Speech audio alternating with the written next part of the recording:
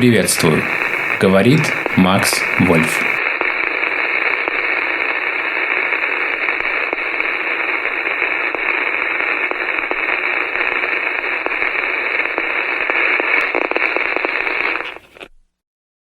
В 1923 году французские войска оккупируют район Рура. Как и любая оккупация, это не обошлось без эксцессов, грабежей, убийств и прочих непотребств.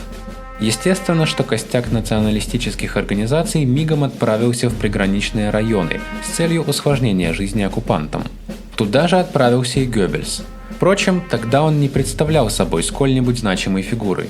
Некоторые посмеивались над ним, в случае опасности он даже не смог бы убежать. Повстанцы планировали подпольные боевые действия против оккупантов. Диверсанты взрывали мосты, убивали французских офицеров и их приспешников из числа немцев. Геббельс по понятным причинам не мог быть одним из подобных бойцов. Тогда он и начал заниматься тем, что определило его жизнь на годы вперед – пропагандой. Он занялся созданием ячеек НСДАП в студенческой среде. Сам он не мог действовать, зато мог говорить. Тут уже он выступал на передний план, прославляя героев сопротивления, но вместе с тем и сам становясь более известным. По воспоминаниям очевидцев, голос его звучал так страстно, словно собственная жизнь зависела от того, сумеет ли он убедить своих слушателей. Каждый вечер он выступал перед новой аудиторией. К этому же периоду относится и первая критика в его адрес со стороны однопартийцев. Так утверждалось, что Геббельс чересчур приукрашал факты, а зачастую и вовсе лгал, когда заявлял, что он лично проникал в оккупированную зону, где создавал новые ячейки НСДАП, после чего был избит французскими солдатами и выдворен за территорию оккупационной зоны. Впрочем, невозможно проверить, не являются ли эти заявления поздней выдумкой политических противников. После окончания сопротивления в Рурской области Йозеф не возвращается домой, не может вернуться. Ведь дома на него возлагали большие надежды.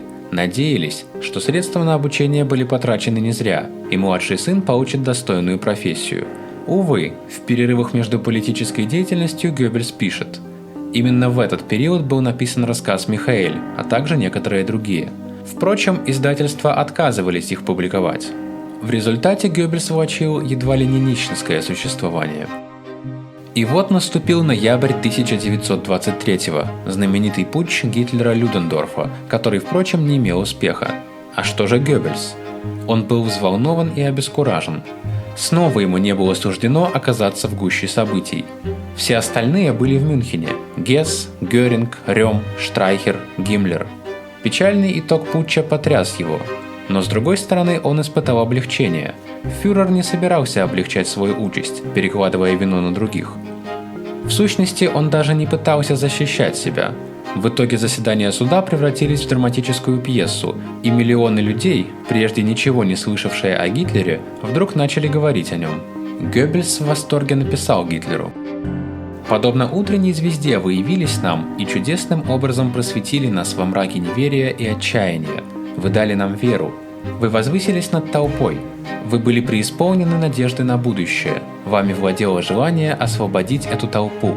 В вас была безграничная любовь ко всем, кто верит в возрождение Райха. Впервые перед нашими горящими глазами предстал человек, сорвавший маску с жалких и несчастных парламентариев. Мы увидели человека, который показал нам, сколь бесстыдно и глубоко прогнило наше общество, где мы выбираем себе вождей в соответствии с числом навербованных ими сторонников и ловкими речами. В Мюнхенском зале суда вы достигли величия фюрера. Ваши слова – величайшая речь, каких не звучало в Германии со времен Бисмарка. Вы выразили не только собственную боль и желание бороться, вы определили то, в чем нуждается целое поколение, запутавшееся в поисках вождей и целей. То, что вы сказали, есть катехизис новой политической веры, родившейся в отчаявшемся, потерпевшем крах мире безбожников. Благодарю вас. Когда-нибудь Германия отблагодарит вас». Но время шло. Партия Гитлера распалась и продолжала дробиться на более мелкие осколки. Она больше ничего не могла ему предложить. Наконец, партия Народной Свободы предложила ему должность редактора в мелкой газетенке за 100 марок в месяц. Кроме того, он готовил речи для партий, чья цель состояла в том, чтобы покончить с другими националистическими партиями и поглотить их. Одной из таких мелких партий без будущего неожиданно стала и НСДАП. Геббельсу не нравилось место его работы. Он ощущал себя, как он писал домой, хорошим актером на провинциальной сцене. Он терял свое время и опять стал подумывать о писательстве. Но вот как-то вечером на его выступление пришел высокий мужчина, Грегор Штрассер. Разумеется, Геббельс знал, кто перед ним. После приговора Гитлеру этот партийный ветеран взял на себя политическое руководство. Он был прекрасным организатором и работал с не меньшей отдачей, чем Гитлер. Йозеф же был ничуть не рад такой встрече, ведь он только что со сцены поносил национал-социалистическую партию. Но Штрассер обладал чувством юмора. Он не рассердился, а напротив, после выступления Геббельса подошел к нему и сказал: «Вы превосходный оратор. Возможно, придет день, когда мы будем работать вместе». Этот день пришел раньше, чем они думали. Через неделю после их встречи, накануне Рождества 1924 года, Гитлера амнистировали. Он, не откладывая, начал собирать под свое знамя остатки партии и уже в феврале 1925 вновь был избран фюрером. Штрассер уступил ему, выторговав себе свободу действий на севере и западе Германии. Он продал свою аптеку и вместе с младшим братом Отто основал в Берлине национал-социалистическое издательство Kampf Verlag. Ему понадобился новый личный секретарь, чтобы заменить Генриха Гиммлера, который разуверился в будущем НС-движения и вложил все свои сбережения в птицефабрику. Тогда-то Штрассер и вспомнил о Геббельсе. Ему предложили должность личного секретаря и одновременно управляющего делами в Северном Райне-Вестфалии с жалованием в 200 марок. Началась усердная агитация. После неудачных для Фелькиша выборов в Рейхстаг 7 декабря 1924 Геббельс под заголовком «Собраться» написал передовую статью, в которой он открыто признавал: «Давайте признаемся, мы проиграли эту битву, и противник победил по всему фронту». Его работодатель Виггерсхаус не испытывал симпатии к такой большой откровенности. Пессимистичная передовая статья его единственного автора появилась точно в тот день, когда Адольфа Гитлера выпустили из Ландсберга. И в следующем номере Völkische Freiheit от 1 января 1925 из-под того же пера Геббельса сообщалось: «Мы приветствуем тебя, Адольф Гитлер, вождь и герой, глашатый в борьбе, барабанщик возрождения немецкой веры. Молодежь Германии снова обретает своего фюрера». Это не соответствовало взглядам имперского руководства, из карманов которого текла заработная плата единственному автору Геббельсу. 17 января 1925 вышел последний номер Völkische Freiheit. Виггерсхаус без предупреждения уволил Геббельса. Тот это принял. Он в течение этих немногих месяцев интенсивной журналистской деятельности полностью смог использовать свои таланты. Теперь он уже был кем-то. Не в социальном, не в материальном, даже не в политическом смысле, но все же кем-то в маленьком, многообещающем кругу революционеров. И он поставил себе цель. Этой целью был Мюнхен, и человека, которого он хотел завоевать, звали Адольф Гитлер. Революционные движения создаются не великими писателями, но великими ораторами, позже заметил он. Неверно думать, будто печатное слово намного действеннее, потому что его прочитывает ежедневно масса людей. Даже если оратор обращается в лучшем случае к нескольким тысячам слушателей, в то время как писатель-политик имеет аудиторию в десятки и сотни тысяч читателей, произнесенное слово влияет не только на присутствующих, но и передается из уст в уста сотни тысяч раз. Поэтому эффектная речь заставит думать гораздо сильнее, чем хорошо отредактированная печатная. Вот почему на первом этапе сражения в долине Рейна мы были почти все поголовно агитаторами. Такого рода массовая пропаганда была нашим единственным оружием, и нам волей-неволей приходилось использовать ее максимально, чего мы еще не могли сделать с печатным словом. 1 ноября 1925 года выходит первый номер газеты, отредактированный Геббельсом. Он назывался «Письма национал-социалиста». После выхода нескольких номеров в свет, большинство читателей пришли к мнению, что Йозеф Геббельс – тайный коммунист. Действительно, Геббельс и коммунисты говорили на очень похожем языке. Мюнхенцы Макс Аман, Альфред Розенберг и Готрид Федер высказывали свои подозрения вслух. А вот более революционная НС северо-западной части Германии поддержали его открыто. В самом деле, в письмах национал-социалиста Геббельс больше поддерживал социализм, нежели национализм.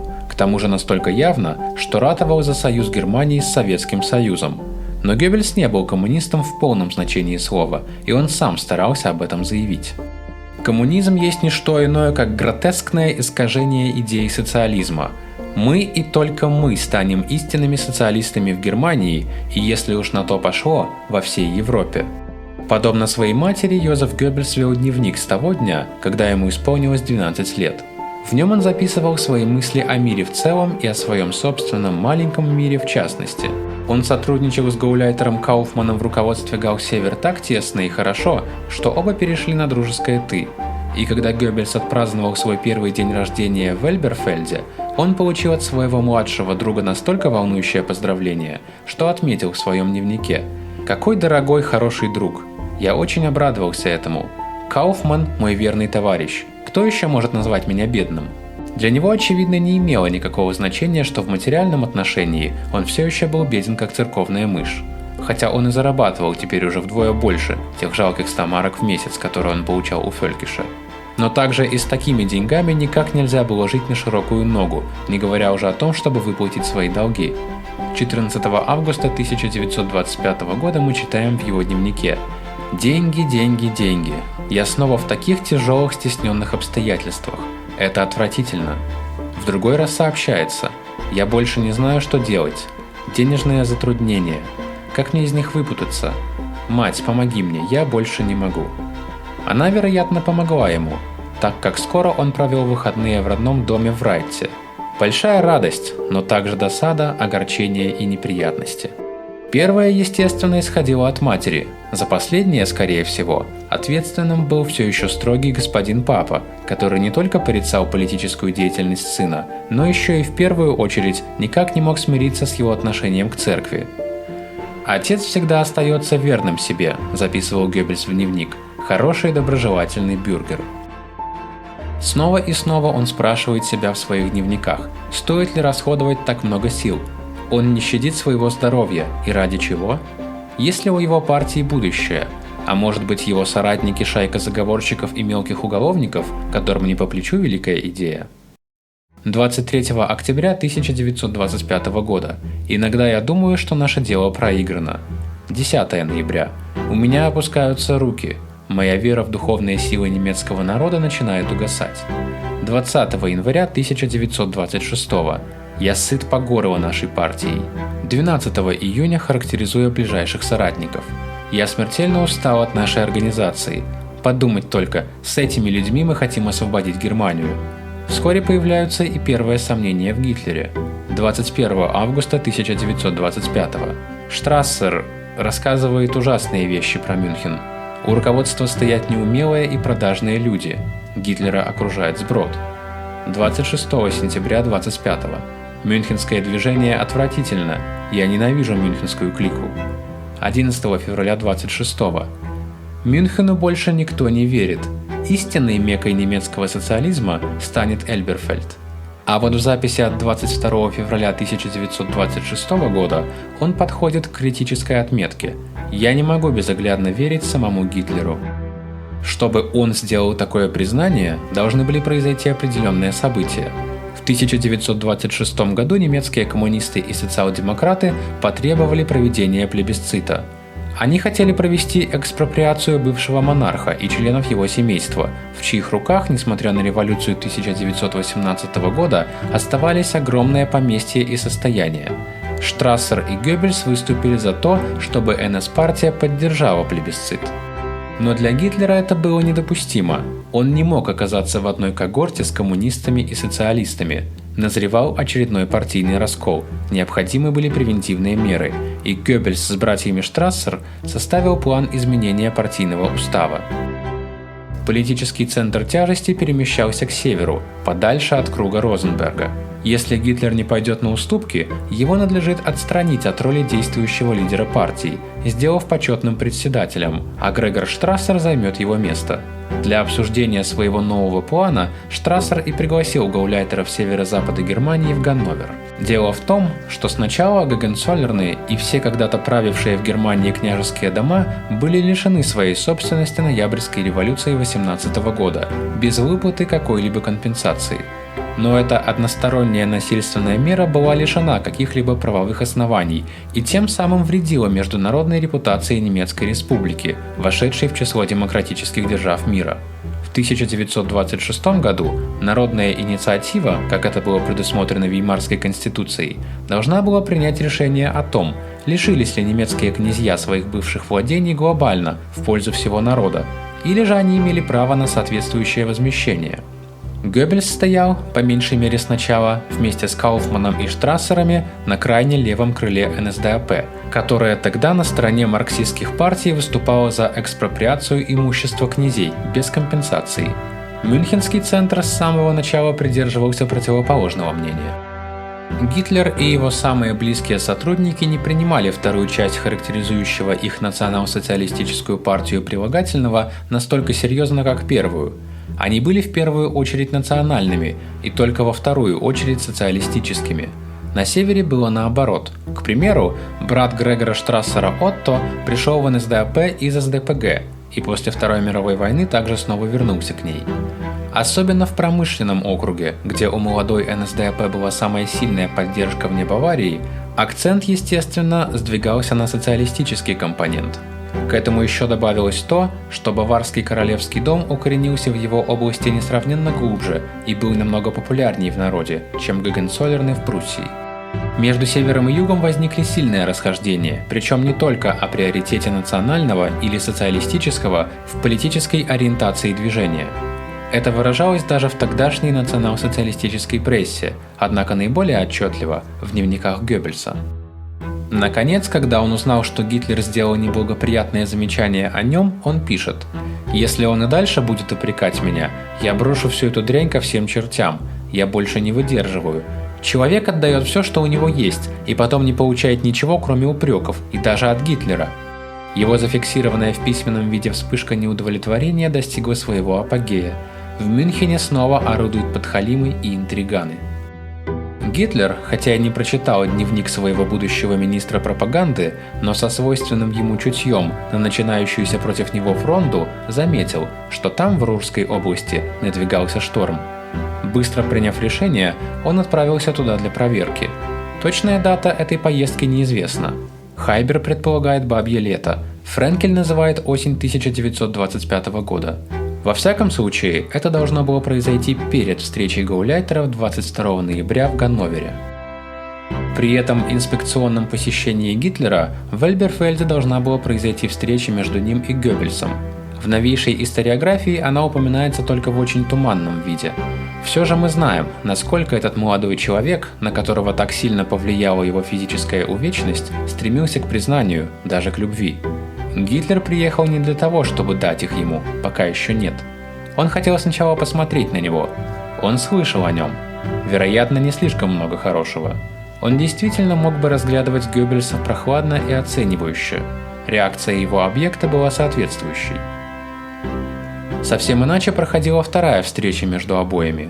Также и она произошла еще перед совещанием гауляйтеров в Ганновере, как следует из даты записи 6 ноября 1925 года. Это было в Ганновере. Его застали как раз за едой, писал Геббельс. Но это не помешало Гитлеру. Он тут же вскакивает, и вот он стоит, пожимает руку, как старый друг, и эти большие голубые глаза, как звезды, я охвачен счастьем. Это было поистине иначе, чем в Эльберфельде. За это время Гитлер понял не только то, как нужно было обращаться с этим молодым человеком, чтобы завоевать его и привязать к себе. Теперь он также знал, что он мог иметь в нем. Оратора и автора, каких до сих пор не было в его движении, и второго такого, как он, вряд ли можно было бы отыскать так просто. С этого момента Гитлер использовал Геббельса как оратора не только в его родной области. Уже в Ганновере они вместе выступали на демонстрации. Скоро они опять встретились, в Плауэне. Гитлер снова был полон потрясающей любезности. «Гитлер здесь, моя радость велика. Он приветствует меня как старого друга и опекает меня. Такой славный парень». Но тогда Геббельс видел уже гораздо больше, чем славного парня в этом господине из мюнхенского свинарника. Он записал это в дневник. У этого человека есть все, чтобы быть королем. Прирожденный народный трибун, будущий диктатор. В Плауэне будущий диктатор подарил Геббельсу фотографию, которая отныне украшала его письменный стол. Запись в дневнике, в которой он отметил фотографию Гитлера на своем письменном столе, содержала такие слова: «Мне хотелось бы, чтобы Гитлер был моим другом. Я едва ли мог бы вынести, что должен сомневаться в этом человеке». Но тогда сомнения в Гитлере, знакомство с которым в Эльберфельде оказалось таким холодным, еще отнюдь не были преодолены. Они были только прикрыты покровом симпатии, которая появилась между этими мужчинами. Они совсем не говорили о кардинальных пунктах все еще существующих тогда противоречий в политической области. Это было отложено на более позднюю встречу, на возможность которой Гитлер уже намекнул. Теперь речь шла сначала о комиссии Северо-Запада, которую предстояло основать в Ганновере, и которую Гитлер ни в коем случае не хотел делать северогерманской конкурентной партией мюнхенской НСДАП. Геббельс выделялся среди собранных с разных концов страны штрассером функционеров своими подстегивающими революционными статьями в редактируемой им партийной газете «NS-Briefe». Посему он получил задачу разработать вместе с Кауфманом инициированный штрассером проект новой программы партии. Она должна была заменить старую, составленную Готфридом Федером программу НСДАП, так называемые 25 пунктов, которыми нельзя было выманить рабочего из-за удобной ограды марксистских партий. Созданная в Ганновере комиссия Северо-Запада находилась, согласно опубликованным в национал-социалистических письмах за 1 декабря 1925 года уставом, под руководством членов партии Штрассера и доктора Геббельса. Оба они подписывали документы вместе. Тем самым Геббельс из маргинальной фигуры стал фигурой центральной, по меньшей мере в партийной организации северо-западной части Германии. В параграфе 6 национал-социалистические письма однозначно объявлялись официальным органом новой организации, который издавал Штрассер и редактировал член партии доктор Геббельс. Комиссия и ее печатный орган были, так звучал 7-й и, вероятно, самый важный параграф, официально признаны Гитлером. Незадолго до этого важного заседания, которое катапультировало Геббельса, определенно не без содействия Гитлера, в центр партийной иерархии, он выступил с двумя политически принципиальными высказываниями, которые были диаметрально противоположны взглядам Гитлера, хотя его соответствующие рассуждения во втором томе «Mein Kampf» тогда еще не были доступны общественности. Одно Геббельс представил в своем журнале «Национальсоциалистische Briefe» от 15 ноября 1925 в статье под заголовком «Русская проблема». Другое в публичной речи «Ленин или Гитлер» в Дюссельдорфе, о которой он отмечает в своем дневнике, что собрание было переполнено. «Все коммунисты, они пытаются мешать. Я быстро увлек их и не отпускаю их 2 часа». Тема была близка ему. Он, в отличие от большинства его товарищей по партии, знал марксистскую литературу. Он также, благодаря своему другу Флисгесу, знал марксистский образ мыслей и диалектику. Он не набрасывался с громкими нападками на Ленина. Он вместо этого выявлял историческое значение обоих личностей и их революций. Оба боролись с демократическо-либерально-капиталистической системой, за которой стояли все системные партии, от социал-демократов до немецко-национальных. Буржуазные партии, по мнению Геббельса, совершили 9 ноября 1918 года измену. Националисты, потому что их руководство тогда спряталось в своих мышиных норах. Социалисты, потому что они оказались на поводу у еврейско-капиталистических интересов. Решение о структуре будущего немецкого государства будет принято между коммунистами и национал-социалистами. Мы должны прийти к соглашению, так как мы, в принципе, хотим одного и того же – свободу. Марксизм как союзник еврейской биржи не сможет принести ее. Это может только национал-социализм, который видит свою главную задачу в том, чтобы решить социальный вопрос на национальной основе. Еще более отчетливо Геббельс высказался в своей статье о русской проблеме. Там встречаются, например, такие фразы: «Когда Россия проснется, мир испытает чудо. Это пробуждение создаст социалистическое национальное государство. Россия – это наш самый естественный союзник против дьявольских искушений и испорченности Запада». И несколько позже, 1 января 1926 года, он еще раз вернулся к проблеме между Западом и Востоком. «Было бы безумием, — утверждал он, — искать защиту от большевизма на капиталистическом Западе, так как у нас гораздо больше общего с восточным большевизмом, чем с западным капитализмом».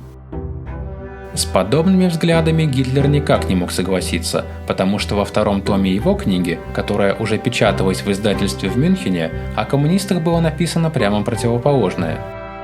Гитлер пока еще не предпринял ничего, чтобы урезонить этого строптивого молодого выходца из Рейнской области.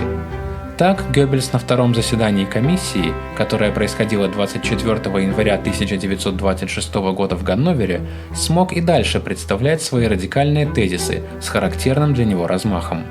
Это привело к позже распространенной Отто Штрассером лжи, как будто Геббельс запрыгнул на стул и потребовал исключить из партии этого мелкого буржуа Адольфа Гитлера.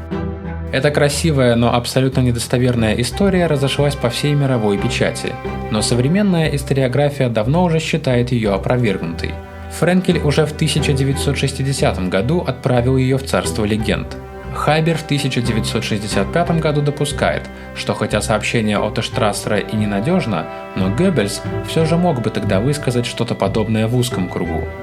Райман, напротив, твердо убежден в том, что Геббельс не употреблял ни таких, ни подобных слов. Его аргумент убедителен – Геббельс не был болваном. Он должен был знать, что он этим немедленно закончил бы свою только что начатую с такими надеждами карьеру. Зато Райман считает возможным, что Геббельс действительно мог бы использовать другую формулировку – Гитлер предал социализм. За это ручается Розенберг в своих дневниках от 1 марта 1939 года. Так как, однако, у Геббельса во всем национал-социалистическом руководстве не было более идейного оппонента, чем Розенберг, можно сомневаться в объективной оценке Розенбергом его слов. Совещание 24 гауляйтеров и других партийных функционеров началось ровно в 10 часов утра. Только один из них выступил против предложенных перемен. Это был Роберт Лей, лидер партии в южном районе Рейнской долины, работавший в Кёльне. Гитлер отсутствовал, но прислал своего представителя, Готфрида Федера. Лей настаивал на том, чтобы допустить в зал Федера. Штрассер решил не обижать Гитлера. Большинством в один голос предложение Лея было принято, и Федеру пришлось выслушать очень странные речи, большую часть из которых подготовил для выступавших сам Геббельс. Именно он рекомендовал изменения устава, принятые единогласно. Когда Лей заявил, что нельзя ничего предпринимать без фюрера, некоторые гауляйтеры в ответ заметили, что прекрасно обойдутся и без него. 22 января 1926 года решительное и страстное воззвание, составленное Штрассером и Геббельсом, возвестило о том, что национал-социалисты, по крайней мере на севере Германии, выступят за экспроприацию. Желая остудить пыл революционеров, Гитлер назначил совещание на 14 февраля 1926 года в маленьком баварском городке Бамберге.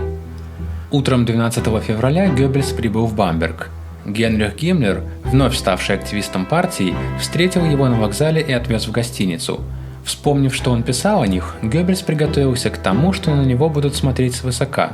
Но вопреки его ожиданиям, Альфред Розенберг, Готфрид Федер, Макс Амман и другие, чью честь он не щадил в статьях, пожимали ему руку и хлопали по плечу, словом, вели себя с ним на равных. Он вдруг осознал, что выглядит в их глазах значительной фигурой. Встреча открылась речью Гитлера, в которой он долго разъяснял делегатам, почему нельзя голосовать за экспроприацию. Он использовал проверенный довод – национал-социалисты не должны играть на руку заговорщикам и коммунистам, ведь экспроприация не ограничится знатью. В итоге фюреру удалось убедить партию в своей правоте. Гитлер в своей длинной речи непреклонно атаковал отступников. Он разбивал все их тезисы – о социализме, о внешней политике, об экспроприации княжеской собственности. Он громил своих противников. После него также Федер высказался в таком же духе. Затем Штрассеру разрешили ответить, но его ответ был беспомощным, прямо-таки вызывающим сочувствие бормотанием. Геббельс в своей дневниковой записи уже на следующий день так пишет об этом. Штрассер говорит, запинаясь, неуклюже: «Ты хороший, честный Штрассер, о господи, тебе больше не по зубам этот человек». После этого события начинается борьба за Геббельса. «Сегодняшним утром пришло письмо от Гитлера», – пишет Геббельс 29 марта. «Я произнесу речь в Мюнхене 8 апреля». Четверг, 8 апреля. Звонит Гитлер. Он хочет приветствовать нас и будет через четверть часа. Высокий, полный сил и здоровья. Я влюблен в него. Он удивительно добр после всего, что произошло в Бамберге, и нам стало стыдно. После обеда он представляет нам свою машину. В 2 часа едем в Бюргебрау. Гитлер уже там. У меня сердце готово выскочить из груди. Вхожу в зал. Толпа приветственно ревет. Геббельс по достоинству оценил, что значит выступать с одной трибуны с Гитлером. Гитлер оказал ему честь. А потом я говорил 2,5 часа. Я вложил в речь всю душу и сердце. Толпа бушевала. В конце Гитлер обнял меня. В его глазах стояли слезы. Как бы там ни было, я счастлив. Мы прошли сквозь толпу к машине. Гитлер всегда будет на моей стороне. Он говорил со мной 3 часа. Потрясающе. Его дикий энтузиазм заразителен. Вскоре Геббельс был побежден. Я преклоняюсь перед величием политического гения. Конечно, Штрассер не был блестящим оратором. Чтобы узнать это, не требовалось его выступления в Бамберге. Но он был ясномыслящим политиком и отличным организатором, в качестве которого он служил также Гитлеру еще долгие годы. Он кое-что представлял в движении. Награжденный в Первой мировой войне как фронтовой офицер Железным крестом 1 класса, он как состоятельный аптекарь находился на надежной в финансовом отношении позиции, что тоже выделяло его из толпы тогдашних партийцев. Но теперь в Бамберге он был побит, окончательно разгромлен, победил более сильный, и это был Адольф Гитлер. Штрассер был не только разбит, но и унижен. Он должен был по официальным партийным каналам отозвать обратно проект новой программы партии, которую он поручил в соответствии с его директивами разработать Кауфману и Геббельсу. Так, 3 марта 1926 года был разослан циркуляр, в котором глубоко уважаемых членов партии просили вернуть присланный им проект, так как Штрассер якобы пообещал это господину Гитлеру. Безусловное подчинение. 25 пунктов Федера остались неприкосновенными. Гитлер же предоставил еще одно особенное доказательство своего доверия и милости своему новому фавориту, позволив ему прочитать черновые оттиски своего 2-го тома, который как раз печатался. Там было написано полностью противоположное тому, за что выступал Геббельс до Бамберга, в частности, относительно коммунизма. «Его доказательства убедительны», — отмечает он. «Также я должен теперь кое над чем подумать». И в заключении он признавал: «Я склоняюсь перед большим, перед политическим гением». Только 17 апреля Геббельс покинул баварскую столицу, где его так великолепно разместили, кормили и обслуживали. Гитлер и Гесс сопровождали его в Штутгарт, где он должен был выступить еще раз. Это выступление снова стало большим успехом, также в глазах Гитлера. Дневник регистрирует: «Он обнимает меня и расхваливает до небес. Я думаю, он действительно расположен ко мне». Этому мужчине он теперь написал восторженное поздравительное письмо к 20 апреля 1926 года, когда Гитлеру исполнилось 37 лет. «Дорогой и уважаемый Адольф Гитлер, я столь многому научился у вас. В товарищеской манере вы указали мне такие совершенно новые дороги, что я только сейчас вижу свет. Теперь я знаю, что партия нуждается в новом генеральном штабе». В заключении Геббельс пишет кажущееся сегодня таинственным высказывание: «Может наступить день, когда все рухнет, когда сброд соберется вокруг вас и будет буйствовать, и обвинять, и кричать «распни его». Тогда мы будем стоять там, твердо и непреклонно, выкрикивая «Ассана».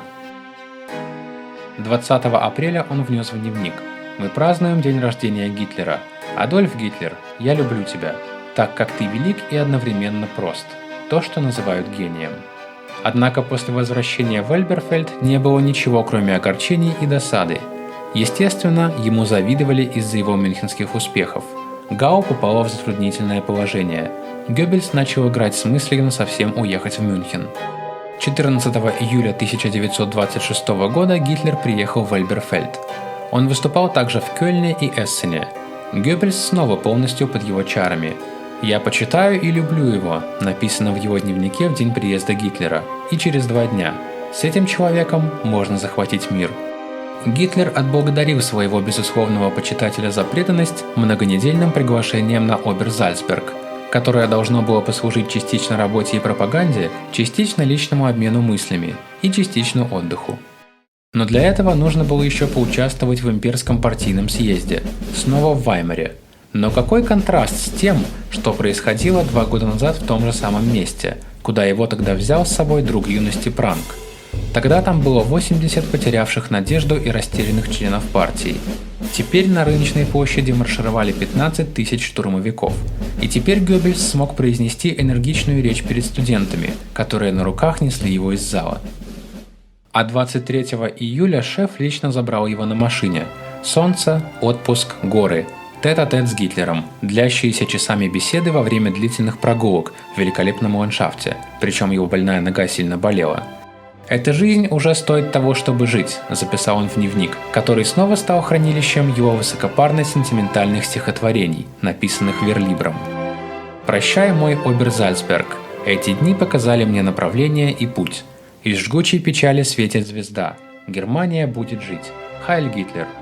Он впервые употребил эту формулировку. В «Майн Кампф» Гитлер наметил основные пропагандистские приемы. Геббельс прочел первое издание еще за полгода до этого времени, но теперь Гитлер показал ему гранки второго тома, где была глава о пропаганде и организации. Геббельс был в восторге. Многое из того, что Гитлер писал о пропаганде, о плакатах, о необходимости влиять на огромные массы людей, высказывалось и до него психологами, хорошо знающими эту область. Заслуга Гитлера в том, что он открыл эти принципы пропаганды для себя, интуитивно. Особый интерес вызывал у Геббельса тезис о том, что работа руководителя пропаганды является одной из важнейших солагающих партийного строительства. До сих пор Гитлер сам направлял пропаганду, но в беседе он признался Геббельсу, что намеревается назначить на эту должность кого-нибудь другого, так как сам займется всеобщей партийной линией. Гитлер и Геббельс много спорили о России, и фюрер недвусмысленно дал Геббельсу понять, что не стоит больше восхвалять национального освободителя Ленина и проводить параллели между большевиками и национал-социалистами. Борьба за душу Геббельса закончилась. Геббельс больше не колебался. Настало время объявить всем и вся о своей новой позиции. Теперь следовало пересмотреть свое отношение к штрассерам и ганноверским заговорщикам. Вот почему в статье в одном из августовских номеров Völkischer Beobachter он открыто заявил, что не имеет больше ничего общего со своим бывшим кланом. «Хватит безумолку болтать об идеалах и дурачить самих себя, будто эти идеалы вы сами изобрели и сами защищаете. Учитесь, надейтесь, найдите в себе веру в победу ваших идеалов. То, что я говорил ранее, я готов повторить и сейчас. Стоять перед фюрером вовсе не наказание. Мы не падаем ниц перед ним, как византийцы перед троном азиатского императора, но стоим с гордо поднятой головой, как мужественная дружина викингов перед своим германским владыкой. Мы чувствуем, что он более велик, чем все мы, чем вы и я. Он – инструмент божественного провидения, которое творит историю с новым созидательным вдохновением». Закон об экспроприации был провален, аристократия одержала верх. Мир стал смотреть на Германию с большим доверием, в нее потекли иностранные капиталы. В середине октября 1926 года Геббельс пережил сильнейшее разочарование. На пост шефа пропаганды НС-партии, куда метил Геббельс, Гитлер назначил Грегора Штрассера. Его изумил тот факт, что Гитлер выдвигает человека, который то и дело вставал в открытую оппозицию. Но несколько дней спустя выяснилось, что Гитлер не забыл о нем. 26 октября Геббельс получил теплое дружеское письмо, в котором также сообщалось, что он назначен гауляйтером Берлина. Геббельс получал необыкновенную власть. В Берлине даже отряды штурмовиков были у него в подчинении. Он же отвечал только перед фюрером лично. Гауляйтер Берлина. Молодой человек, хваставшийся своими крестьянскими корнями, для которого даже захолустный Райт был большим городом, затворник по натуре и любитель вольной природы, должен был въехать в Берлин. Берлин – самый большой город Европы, хотя, пожалуй, и один из самых уродливых.